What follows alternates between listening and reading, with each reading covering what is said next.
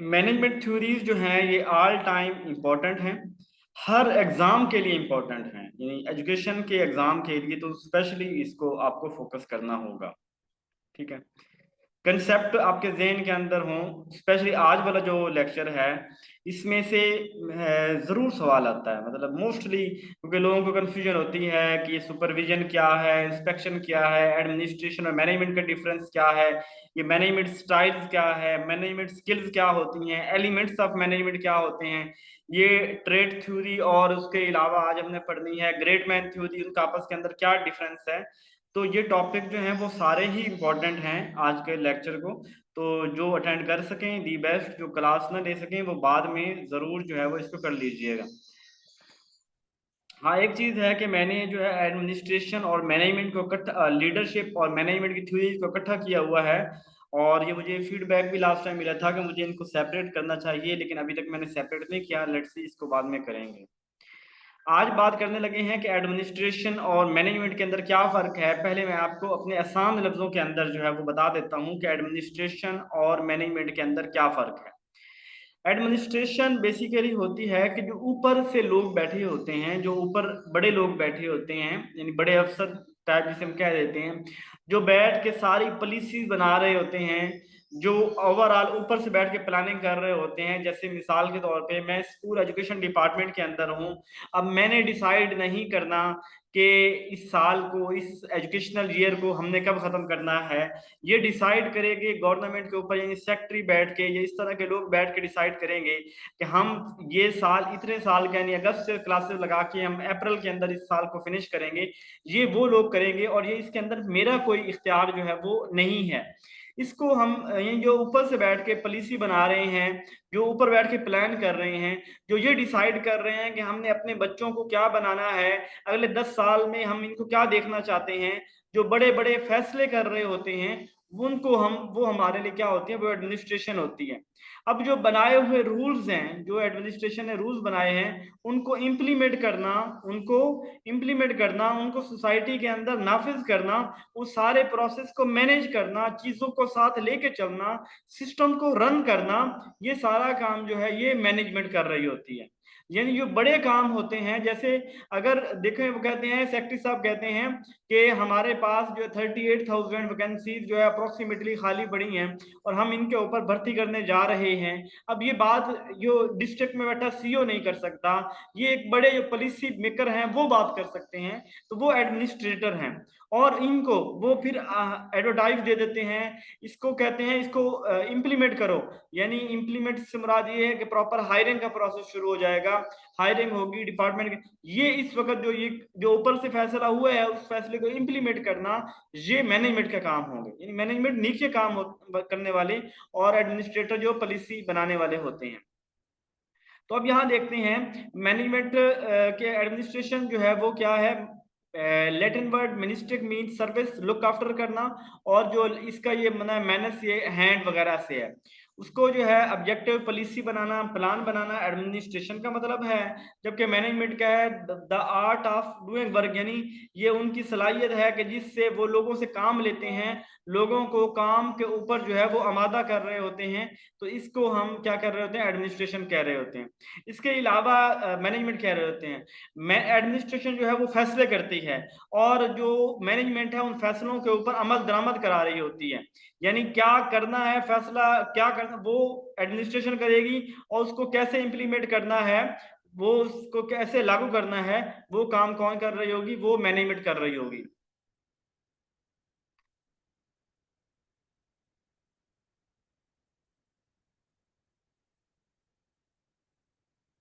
अच्छा, ये जो है एडमिनिस्ट्रेशन, ये टॉप लेवल की मैनेजमेंट है, जबकि मैनेजमेंट मिडिल लेवल की मैनेजमेंट होती है।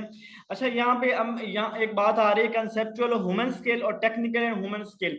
ये अभी हमने जो है ना मैनेजमेंट स्किल्स का एक टॉपिक पढ़ना है, उसके अंदर आपको ये चीजें क्लियर हो जाएंगी कि कंसेप्चुअल स्किल क्या होती है, मैनेजमेंट स्किल क्या होती है।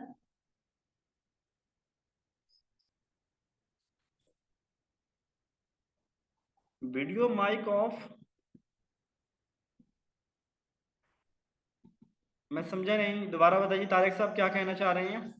अच्छा, कंसेप्चुअल एंड ह्यूमन स्केल जो है ये दो है एडमिनिस्ट्रेशन के साथ हैं, और टेक्निकल ह्यूमन स्केल जो है वो मैनेजमेंट के साथ हैं, और इनको हम जो है वो फर्दर आगे पढ़ेंगे, इसलिए मैं यहाँ पे इनको नहीं समझा रहा। नेक्स्ट है this is influence by public. अच्छा, ये एडमिनिस्ट्रेशन जो है किसका असर लेती है? अगर पब्लिक की ओपिनियन बदल गई है, मैंने मार्केट में कोई चीज लेके आना चाह रहा हूँ और जो पब्लिक की ओपिनियन है वो उस चीज के साथ नहीं है, तो मैं अपना फैसला बदल लूंगा। गवर्नमेंट की पॉलिसी जो है वो बदल चुकी है, फिर मैं कोई रिलीजियस ऐसी ऑर्गेनाइजेशन है जो मेरे रास्ते में रुकावट है, या कोई कस्टम ऐसी रवायात, तो उस वजह से मैं मेरे फैसलों के ऊपर असरअंदाज होंगी, तो एडमिनिस्ट्रेशन के फैसले इससे मुतासर होते हैं। और इसके अलावा जो ट्रेनिंग कर देनी होती है, एम्प्लॉयज को हायर करना, उनको बजट देना, उनको रिक्रूट करना, ये सारे काम जो है वो कौन कर रहा होता है? ये एडमिनिस्ट्रेशन कर रही होती है। जबकि मैनेजमेंट क्या होती है कि जो फैसले लिए गए होते हैं उन फैसलों को इम्प्लीमेंट करना, values believe and decisions of जो होते हैं एडमिनिस्ट्रेशन तरफ से लिए होते हैं उनके ऊपर नाफिज करना होता है, और इनका काम पॉलिसी को इम्प्लीमेंट करना होता है। यानी एडमिनिस्ट्रेशन का काम क्या होता है कि ऑब्जेक्टिव बनाते हैं, पॉलिसी बनाते हैं, बड़े बड़े फैसले करते हैं, कितना बजट किस डिपार्टमेंट को देना है वो बजट डिसाइड करते हैं, रिक्रूट करना, ट्रेनिंग करना, ये टॉप लेवल की मैनेजमेंट, ये सारे फंक्शन है एडमिनिस्ट्रेशन के। जबकि इसके दूसरी तरफ हम देखें मैनेजमेंट के फंक्शन की तरफ, तो मैनेजमेंट क्या होता है कि इसके अंदर वो प्लानिंग कर रहे होते हैं कि जिस तरह वो एडमिनिस्ट्रेशन ने फैसले किए हैं। अब आप ये ना देखिए, यहाँ पे समझिएगा कि प्लानिंग करना तो एडमिनिस्ट्रेशन का काम है, प्लानिंग हर सतह पे हर लेवल पे होती है। वो बड़े लेवल पे प्लानिंग कर रहे होते हैं, निचले लेवल पे कर रहे होते हैं। फॉर एग्जांपल, मैंने अपने डिस्ट्रिक्ट को यानी डिस्ट्रिक्ट झंग को जो गवर्नमेंट ने बजट दिया एजुकेशन का, वो उन्होंने दिया 10 करोड़ रुपए डिस्ट्रिक्ट झंग को, जो है वो स्कूल एजुकेशन डिपार्टमेंट को इस साल का बजट दिए जा रहा है। अब इसकी बुनियाद पे जो निचले सीईओ बैठा होगा वो देखेगा कि इस 10 करोड़ में से कितने पैसे यहाँ पे असातिज़ा और क्लास 4 की सैलरीज में जाएंगे, कितने पैसे एमएसबी अकाउंट फंड के अंदर उनको देने हैं, कितने जो है एक्स्ट्रा ग्रांट हमने कोई और अलग से कुछ काम करने हैं, कितने के अंदर हमने अपना जो दफ्तर है वो चलाना है। तो ये सारे काम जो प्लानिंग वो उस लेवल पे प्लानिंग कर रहे होंगे। रिक्रूटमेंट क्या होता है? हायर करना, लोगों को भर्ती करना, कितने लोगों को हमने भर्ती करना है उसे रिक्रूटमेंट बोलते हैं। इसी तरह ऑर्गेनाइज करना, चीजों को तरतीब देना, डायरेक्ट करना, डायरेक्ट से मुराद होता है कि अहकामात देना, हुक्म देना, हाँ जी आप फलां बंदा फलां ड्यूटी करेगा, फलां फलां करेगा, फलां फलां आपके जिम्मे ये है, आपके जिम्मे ये है, ये डायरेक्टिंग के अंदर आता है। कंट्रोलिंग, किसी चीज के निजाम को संभालना, कंट्रोल करना, एवल्यूएशन उसको बाद में असेस करना। तो planning organising administration pillar, basically planning और ऑर्गेनाइजिंग बड़े लेवल पे एडमिनिस्ट्रेशन के पिलर्स होते हैं, लेकिन ये प्लानिंग ऑर्गेनाइजिंग छोटे लेवल पे चल रही होती है, वहां पे ये मैनेजमेंट कर रही होती है। डायरेक्टिंग एंड कंट्रोलिंग ये प्योरली मैनेजमेंट के पिलर हैं, यानी ये डायरेक्ट करना, हाँ जी फलां बंदा ये काम करेगा, फलां से ये लेना है, फलां से ये लेना है, फलां किसके अंदर स्पेशल एग्जैक्ट फलां किसके अंदर है, किसको कौन कंट्रोल करेगा, क्या हायरार्की होगी। यानी ये निचले लेवल पे जो काम है, यानी कैसे काम लेना है, कैसे काम करना है, ये काम जो कर रहे होंगे ये मैनेजमेंट कर रही होगी। एजुकेशनल मैनेजमेंट के अंदर भी दो चीजें आती हैं, एक होती है एचआरएम, ह्यूमन, लोगों को कैसे मैनेज करना है, दूसरा होता है मटेरियल, जो हमारे पास वसाइल हैं उनको कैसे मैनेज करना है, दो चीजें इसके अंदर होती है। तो यहां तक समझ आ गई एडमिनिस्ट्रेशन और मैनेजमेंट का फर्क का पता चल गया आप लोगों को?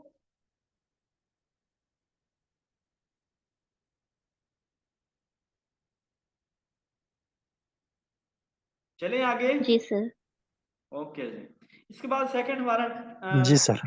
टॉपिक है सुपरविजन एंड इंस्पेक्शन।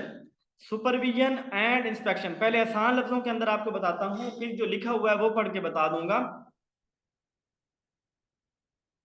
सुपरविजन ये होता है कि ऐसा शख्स जो हमारे ऊपर है, यानी जो हमारा अफसर है, लेकिन वो हमारे साथ कोऑर्डिनेट करता है, हमारी जहां जहां मुझे मदद की जरूरत होती है वो मेरी मदद करता है, वो मेरी हेल्प करता है, और मेरा जो है ना मेरी गलतियां भी निकालता है, लेकिन गलतियां निकालने के साथ मेरी इस्लाह भी कर रहा होता है साथ के अंदर, और मुझे उसका आसरा होता है। और जब कभी मुझे किसी की असिस्टेंस की जरूरत होती है तो मैं सुपरवाइजर को कॉल करता हूँ, वो मेरी कॉल सुनता है, एट वर्क ड्यूरिंग वर्क वो मेरी आके मदद भी करता है, वो आके मेरे दफ्तर विजिट भी करता रहता है, जहाँ मैं काम कर रहा हूँ मेरा विजिट भी करता रहता है, मेरी मदद भी करता रहता है, ऑन कॉल अवेलेबल भी होता है, और मुझे उससे कोई डर खौफ नहीं होता। मुझे पता है कि ये मेरा बॉस बॉस है, लेकिन ये बॉस मेरी हर लिहाज से मदद करेगा। जहां मुझे समझ नहीं आएगी, मुझे उससे हेल्प लेनी है, मुझे किसी और की तरफ नहीं जाना, इसको बोलते हैं सुपरविजन। अब आगे दूसरे लफ्जों में इंस्पेक्शन। इंस्पेक्शन होता है एक ऐसा अफसर, एक ऐसा शख्स जो मुझे चेक करने के लिए आया है, लेकिन इसका सोलली पर्पज, उसका सिर्फ यही पर्पज है कि वो मेरी गलतियां निकाले और वो मुझे चेक करे, मुझे इंस्पेक्ट करे, और गलतियां निकालने के बाद वो मेरी रिपोर्ट बनाए, और रिपोर्ट बनाने के बाद वो हायर अप्स को दे दे। और मोस्टली इंस्पेक्शन करने वाले मेरे अपने डिपार्टमेंट के नहीं होते, बल्कि वो अदर डिपार्टमेंट के होते हैं। तो जैसे मैं मिसाल के तौर पे कहता हूं कि अब इस वक्त जो जो मैं कॉलेज के अंदर पढ़ा रहा हूं, मेरे कॉलेज के अंदर जो मेरा एचओडी है, जो मेरा हेड ऑफ डिपार्टमेंट एजुकेशन है, वो मेरा सुपरवाइजर है। मेरा कॉलेज का प्रिंसिपल जो है वो मेरा सुपरवाइजर है। मैं गलती करता हूं तो मेरा सुपरवाइजर मुझे समझाता है। मुझे किसी चीज की समझ नहीं आ रही होती तो मैं अपने एचओडी को, अपने सुपरवाइजर को कॉल करता हूँ, वो मेरी के अंदर हेल्प करता है। मुझे कहीं से मसला आ रहा होता है, मैं प्रिंसिपल को कॉल करता हूँ, मैं उसको मैसेज करता हूँ कि सर ये वाला काम असाइनमेंट मेरे जिम्मे लगी हुई थी और ये, लेकिन मुझे यहाँ से समझ नहीं आ रही। तो वो मेरी जो हेल्प करेगा, मेरी मदद करेगा, मुझे उससे डर खौफ नहीं होगा कि मैं इसे पूछूंगा तो मुझे रस्टिकेट कर देगा, मुझे निकाल देगा, मेरी शिकायत ऊपर कर देगा। जब ऐसी चीज ना हो और वो मेरी हेल्प करता हो तो इसे हम कहते हैं सुपरविजन। जहां मुझे उसका डर नहीं है, मुझे उसका खौफ नहीं है, he is a friendly person, तो उस ये क्या होगा, सुपरवाइजर होगा।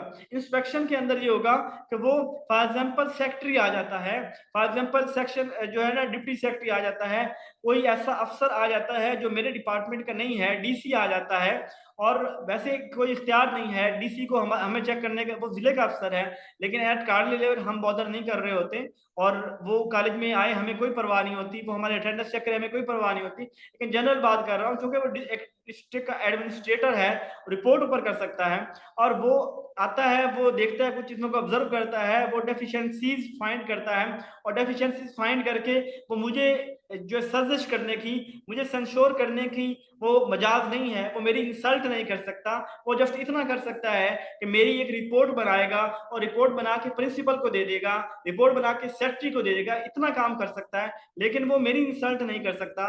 ना वो मुझे समझा सकता है, डायरेक्शन दे सकता है कि भाई आप ये गलत कर रहे हो, ये कर, वो नहीं कर सकता, उसने काम है रिपोर्ट बनाना। तो जब ऐसा अफसर, ऐसा शख्स जो आपकी रिपोर्ट बना रहा हो, आपकी गलतियां निकालना ही उसका पर्पज हो, उससे हम कहते हैं इंस्पेक्शन। इंस्पेक्शन के अंदर डर खौफ होता है, यानी वो आपका नुकसान कर सकता है, उसका आपको खौफ होता है, और जबकि सुपरवाइजर का खौफ नहीं होता। इंस्पेक्शन का वर्ड जो है ना, ये बर्तानिया से निकला था और वहां से ये वर्ड आया।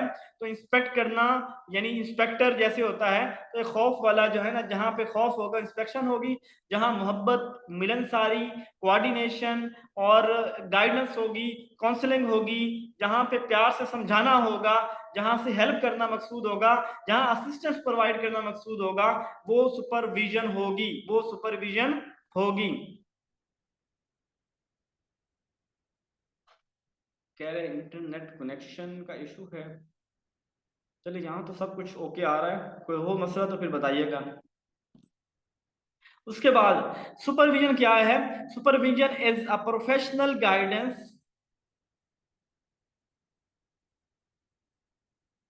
Supervision is a professional guidance and support provided by the educational manager.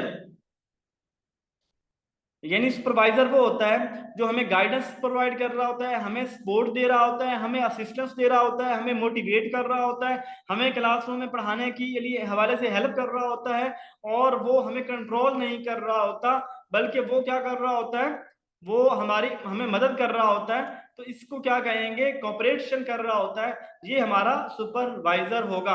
Supervisor हमारे हमसे नॉलेज के अंदर, हमसे पावर के अंदर सुपीरियर होगा, यानी हम अपने नॉलेज के अंदर और पावर के अंदर क्या होगा, सुपीरियर होगा। सुपरवाइजर जो होगा वो serve the process of our teacher development, उसका काम जो होगा वो टीचर्स को अच्छा आगे देखना, तरक्की करता देखना होगा, वो टीचर्स को के जो गोल्स हैं उसको अचीव करने के अंदर उसकी हेल्प करता हुआ करना चाह रहा होगा। तो इसको हम क्या बोलेंगे, ये हमारा सुपरविजन होगा, ये हमारा सुपरवाइजर होगा। ठीक है। टाइप्स ऑफ सुपरवाइजर, यानी हमारे पास डायरेक्ट सुपरवाइजर जो हमें सीधी बात कर रहा है, इनडायरेक्ट सुपरवाइजर जो सीधी बात यानी डायरेक्ट तरीके से नहीं कर रहा है, कहीं ना कहीं हमारी मदद कर रहा है, कुरेक्टिव जो हमारी गलतियां निकाल रहा है, प्रिवेंटिव जो हमें पेशगी बता रहा है, यानी प्रिवेंटिव होता है कि ऐसी गलती जो मुस्तकबिल में हो सकती है उस हवाले से हमें बता रहा है, क्रिएटिव सुपरविजन जो हमें नई क्रिएटिविटी की तरफ लेके आ रहा है, ऑटोक्रेटिक, डेमोक्रेटिक, लेजिस्लेटिव सुपरविजन की बहुत सी टाइप्स हैं जिनको हम फर्दर जो है वो देखते रहेंगे। अब आ जाते हैं इसके बाद, अभी सुपरवाइजर है, सुपरवाइजर इंटरनल पर्सन, ये हमारे अपने डिपार्टमेंट का होता है, ठीक है, सुपरवाइजर अपने डिपार्टमेंट का होता है, और ये इसका काम क्या होता है कि हमें जो टीम वर्क, यानी अपने काम, कोई भी प्रोजेक्ट हम कर रहे हैं, कोई भी काम कर रहा है उसके अंदर हमारी मदद करना होती है, और ये ड्यूरिंग जॉब किसी भी वक्त हम उससे मदद ले सकते हैं, एक कॉल के ऊपर ये अवेलेबल होता है, ये हर वक्त हमें गाइडेंस प्रोवाइड करने के लिए अवेलेबल होता है। जबकि इसके मुकाबले के अंदर इंस्पेक्शन की तरफ आए तो इंस्पेक्शन का काम होता है हमारी गलतियां निकालना, हमारे फॉल्ट्स निकालना, हमारे हमने जो रूल्स की वायोलेशन की हुई है उनको देखना, और उन सारी की रिपोर्ट बना के हमारी गलतियों की वो आगे रिपोर्ट हायर अप्स को, बड़े ऑफिसर्स को, हमारी आला अथॉरिटी को वो रिपोर्ट पेश करना, और फ्यूचर के हवाले से जो है वो कुछ फैसले करना। और ये देखते हैं it is assessment how well a school is performing, school है या कॉलेज देखेंगे स्कूल कॉलेज कैसे परफॉर्म कर रहा है, ये प्रॉपर एक क्रिटिकल इन्वेस्टिगेशन होगी, इसके अंदर कॉपरेशन नहीं होगा, इसके अंदर फेयर होगा। और ये कंसेप्ट फर्स्ट टाइम जो है वो इंग्लैंड के अंदर ये वाला कंसेप्ट जो है वो अराइज हुआ था। इंस्पेक्शन जो है वो is done to inspect analyse the work, ये बेसिकली जो है वो चेक करना और काम को एनालाइज करने के लिए होती है, ये क्वालिटी को देखने के लिए होती है, ये रूल्स को देखने के लिए होती है कि क्या रूल्स को फॉलो किया जा रहा है कि नहीं किया जा रहा। ये मोस्टली एक्सटर्नल पर्सन होता है, यानी वो शख्स डिपार्टमेंट से बाहर से आ रहा होता है, जैसे हमारे स्कूलों के अंदर फौजी चेक करते हैं आके, तो फौजी जो हैं वो आपकी गलतियां निकाल के आपकी इस्लाह करने नहीं आए, वो आपकी गलतियां निकाल के ऊपर रिपोर्ट करने के लिए आए हैं। वो आपके क्या होते हैं, जो एमई आते थे, मॉनिटरिंग एवेल्यूएशन असिस्टेंट, वो एक्सटर्नल पर्सन होते हैं, वो आपकी इंस्पेक्शन करने के लिए आते हैं। जबकि वहीं जो एयू हमारे पास आ रहा होता है, वहां हमारे पास डिप्टी डीओ आ रहा है, वो हमारी जो है वो हमारी सुपरविजन के लिए आ रहे हैं। इसी तरह जब डीओ आ जाता है तो डीओ हमारी गलतियां नहीं, गलतियां निकालेगा, हमारी बेइज्जती करेगा, हमारी मदद कम करेगा, तो वो उसको हम कह रहे हैं वो इंस्पेक्शन होता है। जहां जहां फेयर का एलिमेंट आएगा वो इंस्पेक्शन होंगे, जहां फेयर का एलिमेंट नहीं होगा वो इंस्पेक्शन नहीं होगा। दिस इज फॉर इवेल्युएशन, ठीक हो गया। यहां तक ये सेकंड टॉपिक की समझ आ गई है सबको?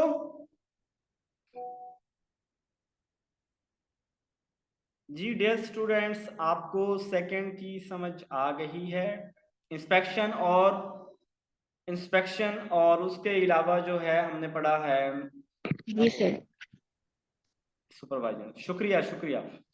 चलें अगले टॉपिक की तरफ चलते हैं।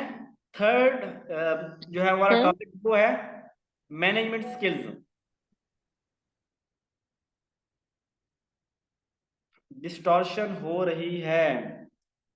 चले मैं थोड़ा सा माइक लगा लेता हूँ, फिर देखते हैं कि डिस्टॉर्शन होती है कि खत्म होती है, ठीक है।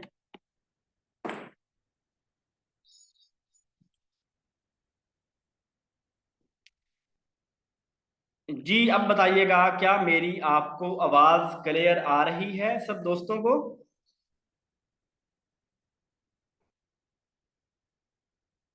असल में मेरे ख्याल है मुझे बार बार सिग्नल ये भी आ रहा है आपका नहीं सर, मेरी तरफ तो अभी भी डिस्टॉर्ट हो रही है आपकी आवाज। अनस्टेबल है, आवाज नहीं आ रही। सेम है, अच्छा। लगता है मुझे जो है ना वो कहीं कोई विंडो के अंदर जो है ना मैं इसको रख के आता हूँ मोबाइल को, ताकि इसका जो है वो वाईफाई ठीक तरह काम करे। सर आवाज आ रही है लेकिन दरमियान में जो है ना डिस्टॉर्शन हो रही है। चले देखते हैं जी अब कैसे आवाज आती है। इसके बाद हमारे पास है मैनेजमेंट स्किल। हमारे पास मैनेजमेंट की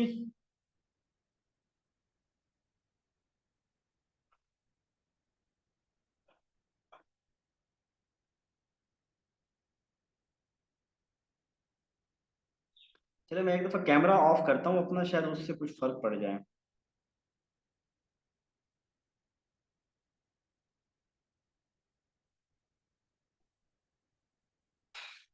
अच्छा, मैनेजमेंट स्किल, हमारे पास मैनेजमेंट के अंदर 3 स्किल्स की बात होती है। आप लोग मैसेज कर दीजिएगा मुझे, आवाज शायद मुझे वॉइस के अंदर आपकी ना आए। जो हेडमास्टर होता है वो सुपरवाइजर होता है। कैमरा ऑफ कर दिया है, अब देखिए आवाज अब क्लियर है।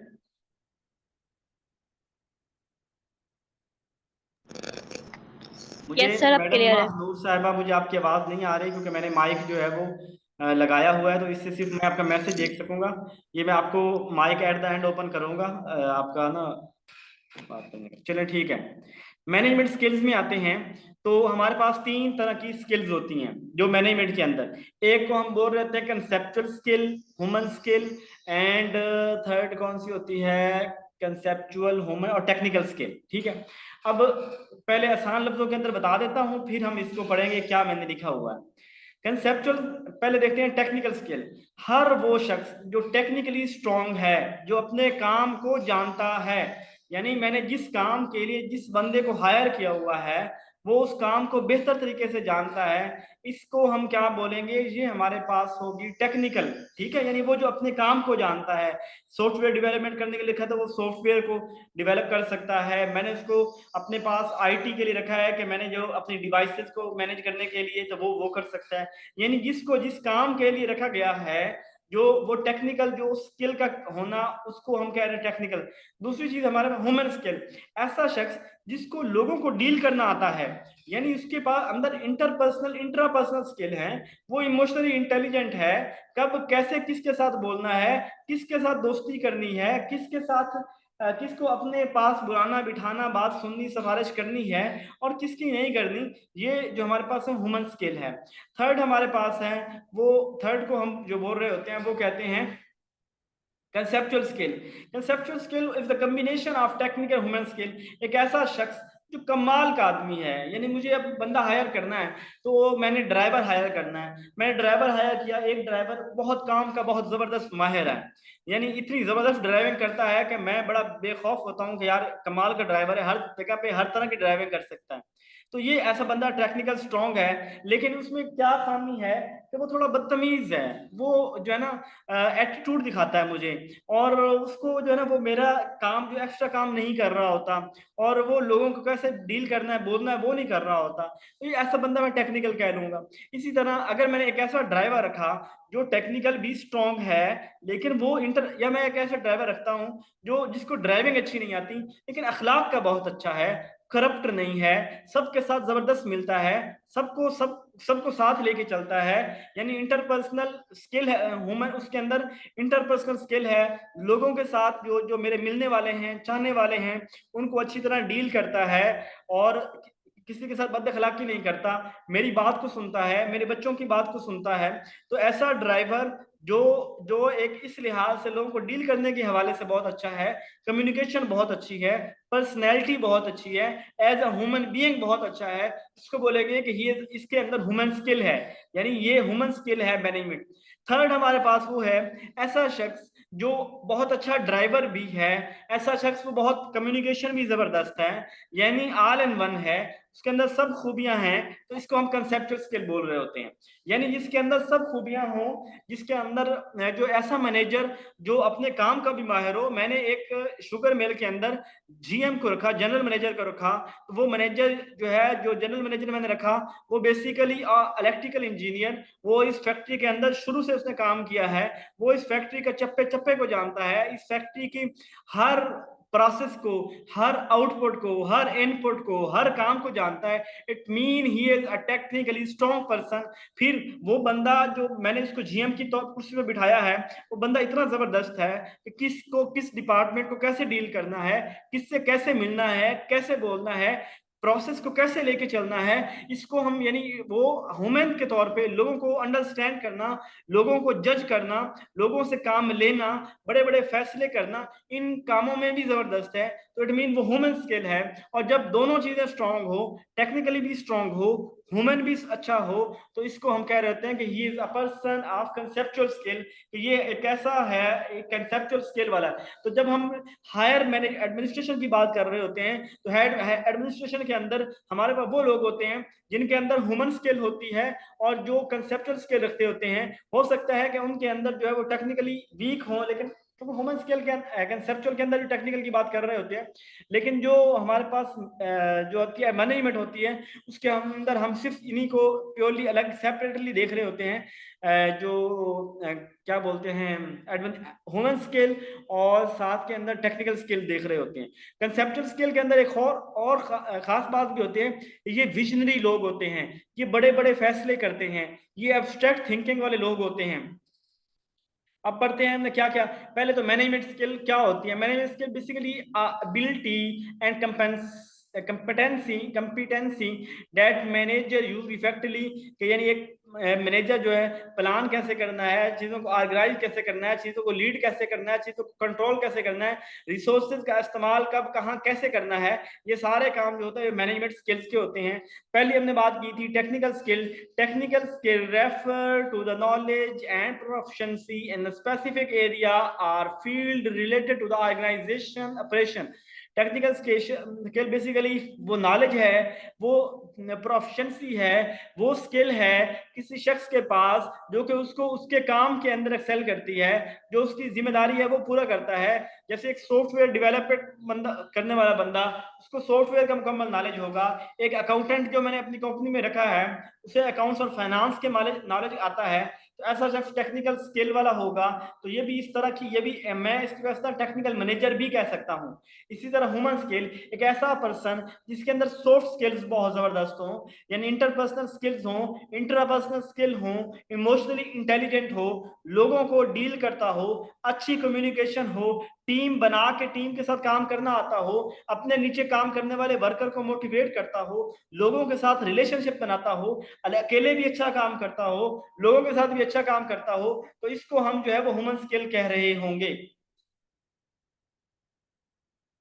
उसके बाद जैसे एक team leader who have effectively communicate goals, जैसे एक टीम लीडर है वो अपनी कंपनी के लोगों को गोल्स बता रहा है, उनको उनकी बता रहा है कि कब किसने क्या काम करना है वो बता रहा है, एंड उनको जो है वो फीडबैक भी दे रहा है। तो ये ह्यूमन स्किल होगी।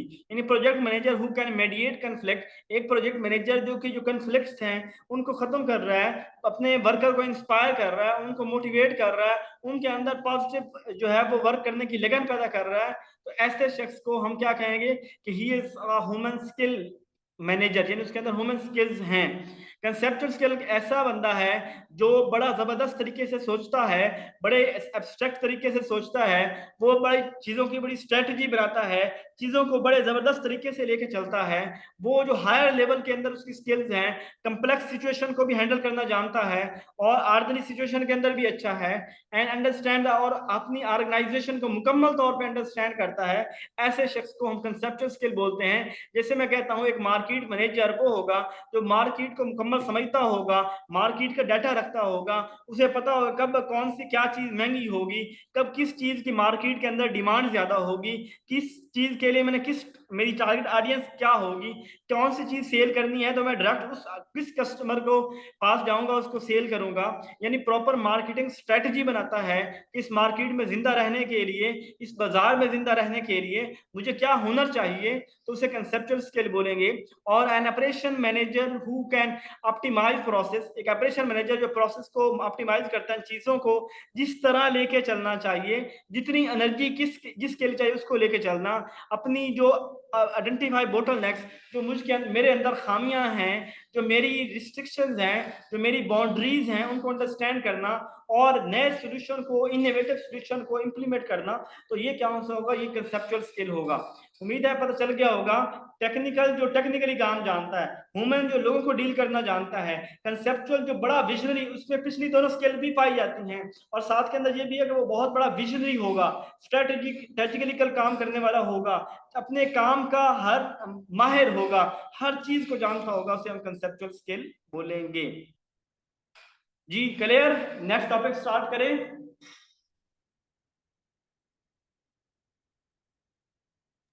ओके, नेक्स्ट हमारे पास लीडरशिप स्टाइल।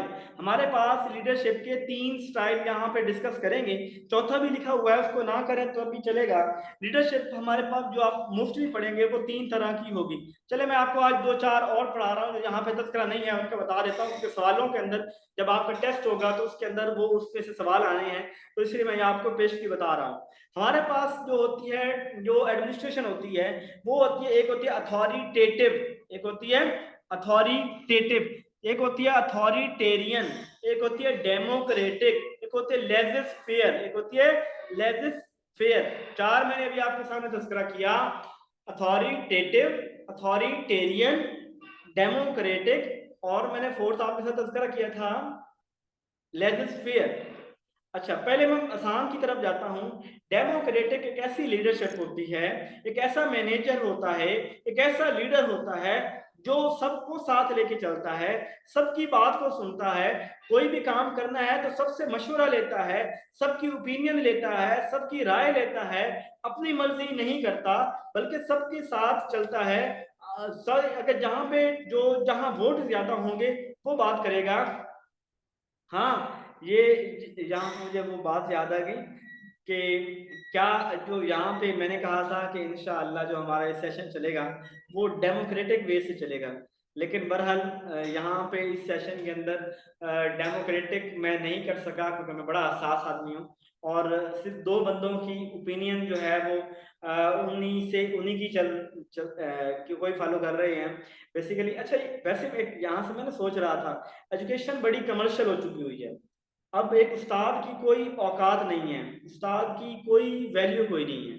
यानी लोग समझते हैं कि एक उस्ताद को हमने पैसे दिए हैं, उसको हमने खरीद लिया है, वो हमारा गुलाम है, और हम उसको जिससे चाहें जो है वो उसको जो है वो इस्तेमाल करें, उससे काम लें। ये चीज़ें जो है वो हम सोच रहे होते हैं, और उस्ताद की अपनी कोई विल नहीं होती। स्टूडेंट डिसाइड कर रहा होता है कि उस्ताद का किस टाइम उस्ताद पढ़ाएगा, उस्ताद कब नहीं पढ़ाएगा, ये सारी चीज़ें स्टूडेंट कर रहे होते हैं। तो ये आज के मॉडर्न दौर का ना ये चीज़ है। नहीं तो हमने जब जिस दौर के अंदर हम भी पढ़े थे, इतना पुराना दौर नहीं है, लेकिन हमारे उस्ताद अगर कहते थे कि मगरिब के बाद आपने आना है तो हमने पढ़ना होता था। उस्ताद कहते थे आज आपने 10 घंटे पढ़ना है तो हमने पढ़ना होता था। हमारी अपनी वैल्यू नहीं होती थी, उस्ताद की बात होती थी। और लेकिन ये भी था कि उस दौर के अंदर 90% जो है ना वो चीज़ें जो है ना वो सक्सेसफुल रेट होता था। यानी उस वक्त जो है ना वो 90% लोग कामयाब होते थे। लेकिन अब आप देख लें कि आप 100 में से 10% लोग कामयाब होते हैं। उसकी वजह सिर्फ ये कि उस्ताद की कोई वैल्यू नहीं होती। और बहरहाल मैंने चाहा कि कोई महीना या 10-15 दिन हम क्लास के टाइम को इधर उधर कर लें, लेकिन खैर जिस तरह की मुझे बातें सुननी पड़ी मेरे रोंगटे खड़े हो गए। यार स्टूडेंट इतने अग्रेसिव हो जाते हैं। तो मैंने कहा जैसे भी होगा मैं मैनेज करूंगा और मैं उनको उनके टाइम के ऊपर पढ़ाऊंगा। और चूंकि I am bound to teach them, कि उन्होंने जो है वो पे किया है। चलें, छोड़ें इसको। लीडरशिप स्टाइल, अब आते हैं डेमोक्रेटिक की भी हमने बात कर रहे थे। तो डेमोक्रेटिक के अंदर क्या होता है कि वो सबकी मर्जी से चल रहा होता है। वो बता रहा था कि हाँ डेमोक्रेसी नहीं है, मैंने सोचा था डेमोक्रेसी होगी कि जहाँ जिसकी, लेकिन चूंकि वोट ज्यादा कम होने के जो जो वीटो पावर रखते हैं वो कहते हैं कि ये क्यों तस्करा आप लोग कर रहे हैं, आप लोग तस्करे नहीं करना चाहिए। ये वीटो पावर वाली बात तो बहरहाल है किसी के पास। Second, laissez faire. Laissez faire कहते हैं कि अगर आपके पास जो है वो यानी मैं ऐसा मैनेजर हूं कि मैंने अपने जो वर्कर है ना उनको काम जिम्मे लगा दिया है, अपने वर्कर के जिम्मे काम लगा दिया है, और उनको मैंने कह दिया कि बच्चों आपने ये काम करना है, या जो मेरे आर्ट हैं एम्प्लॉइज हैं उनको मैंने कह दिया आपने ये काम करना है। अब एम्प्लॉइज जो हैं वो मैं उनको बाद में पूछूंगा नहीं, काम एक दफा जिम्मे लगा दिया है, एम्प्लॉइज खुद काम करेंगे, मैं उनको तंग नहीं करूंगा। जब वो काम मुकम्मल करके आएंगे मुझे बता देंगे कि सर हमने ये काम कर लिया है। तो इसे कहते हैं लेजिस फेयर। ये जो है फ्रेंच वर्ड से निकला जिससे मुराद है नो इंटरफेरेंस। यानी उससे मैनेजर एक दफा अपने एम्प्लॉइज को काम जिम्मे लगा के फिर उनको तंग नहीं करता, फिर उनसे पूछता नहीं है बार बार कि तुमने किया कि नहीं किया, कहाँ रुके, कितना हुआ। नहीं, उसे पता है कि मेरे वर्कर्स ने कर लेना है, उनके जिम्मे काम लगा दिया है, वो कर लेंगे। तो इसे लेजिस फेयर कहते हैं। फिर आते हैं अथॉरिटेटिव अथॉरिटेरियन की तरफ। अथॉरिटेटिव होता है कि जहां पे एक शख्स ऊपर बैठा होता है जो अपनी मनवाता है, जो बाकियों की नहीं सुनता। हाँ, अथॉरिटेटिव के अंदर वो बाकियों की बात सुन लेता है, लेकिन अमल अपनी मर्जी से करता है। यानी अथॉरिटेटिव के अंदर मैं अपने वर्कर को, मुझे आके मशवरा देता है कि सर ऐसे कर लें, तो मैं उसकी बात मान लेता हूँ। और कुछ चीज़ों के अंदर मैं ऐसे ही हूँ, अथॉरिटेटिव हूँ, कि वो मुझे ना स्टूडेंट के मैसेज मिलते हैं, सर आप जो है ना वो चैप्टर वाइज टेस्ट इस तरह बनाएं, आप फलां काम इस तरह कर लें, 50 नंबर का बना लें, आप इस टाइम पढ़ा लें, ये करें। अब मैं जो है वो इस सारे काम जो है वो नहीं कर सकता। मैं जो चीज़ें मेरी 10-10 में होती हैं मैं उनको कर लेता हूँ, सारे काम मैं नहीं कर सकता। तो सारे काम ना करने की वजह, यानी इट मीन यहाँ पे मेरा क्या है कि मैं उनकी सुन लेता हूँ, मर्जी अपनी करता हूँ। तो ये होता है अथॉरिटेटिव स्टाइल। ये क्या होता है? अथॉरिटेटिव। और फोर्थ स्टाइल है हमारा अथॉरिटेरियन। अथॉरिटेरियन एक ऐसा स्टाइल है जिसके अंदर मैं ना किसी की सुनता हूँ, मैं सिर्फ अपनी मनवाता हूँ। यानी किसी को हक भी नहीं है कि वो मेरे साथ आके बात करे, किसी को हक नहीं है कि वो मेरे साथ आके अपनी जो है ना वो राय दे, ओपिनियन दे और मुझे मशवरा दे, बल्कि मैं अपनी सुनाता हूँ। तो इसे हम क्या बोलते हैं कि ये अथॉरिटेरियन हो जाएगा। अथॉरिटेरियन मोस्ट रिजिड होती है, अथॉरिटेटिव उससे लेस, डेमोक्रेटिक उससे लेस, और जो लेस फेयर है उसके अंदर कोई रिजिडिटी नहीं होती, कोई सख्ती नहीं होती। क्लास खत्म होने को है, पहला फेज 40 मिनट खत्म होने को है। तो जैसे ही क्लास एंड होगी आपने दोबारा उसी लिंक से ज्वाइन कर लेना है। और अभी हमने बहुत सारा पढ़ना है, कोशिश करेंगे इस सेकंड फेज के अंदर सारे कुछ कंप्लीट कर लें। थकावट हो गई है, मैं पानी भी तब तक पी लूं।